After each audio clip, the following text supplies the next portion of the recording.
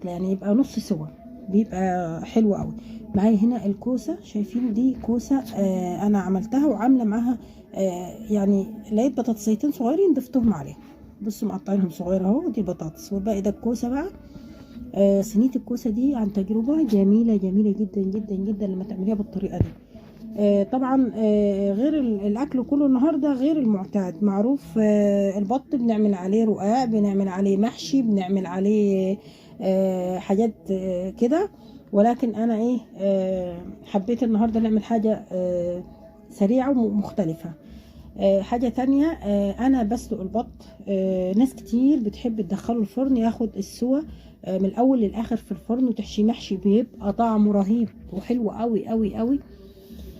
بس انا بصراحه بحب استنفع بالشوربه بتاعته، شوربته بتبقى حلوه قوي، بنعمل بينها ملوخيه وشوربه لسان عصفور، وفي نفس الوقت بندخله الفرن برضو ياخد لون حلو، ونحروقه ونحمره ونعمل فيه اللي احنا عايزينه.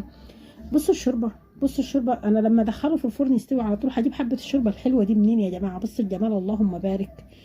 دي بعمل منها بقى، والباقي احطه في الفريزر اطلعه في اي حاجه. استوت معايا اهي البطايه بتاعتنا، وانا هنا حاطه معلقه صلصه ومعلقتين كده طماطم معصوره، وبرده فلفل وملح، ومعلقه زبده او سمنه او زيت المتاح عندك تحطي عليه، وتروحي دهناه كده دهنه حلوه من بره ومن جوه وفوق وكده، وتدخلي الفرن، اديله الوش بقى الحلو اللي انت عايزه تديله في الفرن.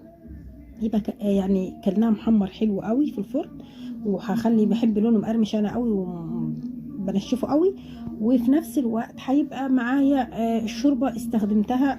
بصراحه بستغل شوربه البط دي، يعني مش بنعمله كل يوم فلازم ايه نستغلها يعني. بصوا الجمال ده، يعني انا مش هيبقى عندي مثلا الشوربه الجميله دي اخليها تروح عليا كده عشان هعمله في الفرن. ومع ذلك يعني دي حريه شخصيه، ولكن بصراحه انا بحب الشوربه زي ما قلت لكم بتاعته، ونستنفع منها. حد يشرب له حبه شوربه حلوه كده، نعمل بيها زي ما قلنا لسان عصفور، ملوخيه، وهنعمل بيها اكل اللي بيفيد بحطه في كيس واحطه في الفريزر استخدمه تاني. هنديها غاليه وندخلها الفرن. صينيه الكوسه دي جربوها ومش هتندموا. حطيناها زي ما شايفين، بصوا طالعه ازاي.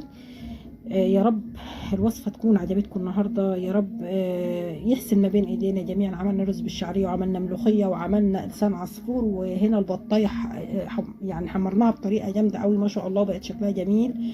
يحسن ما بين ايدينا جميعا حبايبي، وشكرا ليكم ولدعمكم. ما تنسوش الصلاة على الحبيب، ما تنسوش تدعوا ربنا يسترها علينا وعليكم، ويشفي مرضانا ويرحم موتانا وموتى المسلمين اجمعين. وشكرا، والسلام عليكم ورحمة الله وبركاته.